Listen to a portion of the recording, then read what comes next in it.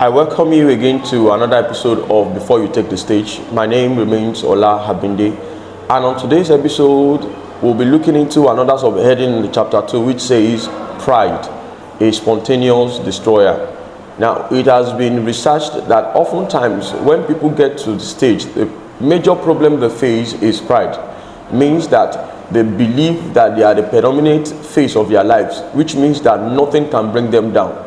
But I want to tell you today that it is one of the weaknesses that causes free fall for man. Let me take us to the scriptures. That is Proverbs chapter 16 verse 18. It reads, it says, "Pride goeth before destruction, and haughty spirit before a fall."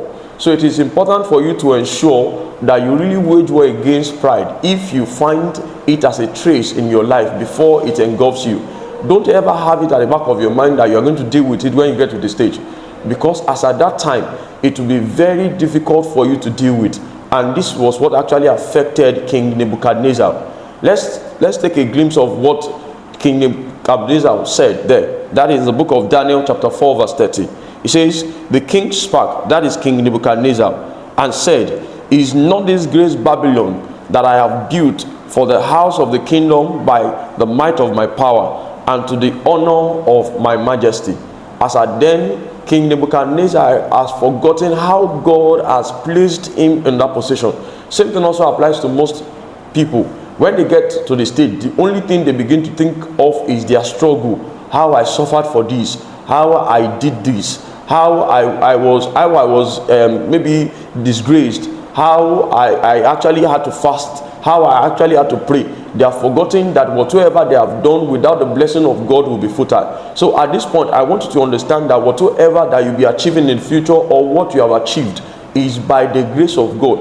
And never should you exercise pride. People will only believe that it is only when you see God that you'll be humble. Let me tell you, God expects you to exercise that humbleness to your brother. By doing so, you are also humbling, you are trying to also tell God that you are having that humbling spirit, because you cannot see God. God is a spirit. So whatsoever that you have done to your brother, also you have done to God. So exercising pride to your fellow brethren is not different from you exercising pride to God. So be very careful of this and ensure that you deal with this weakness before it deals with you. Thank you very much. See you in the next episode.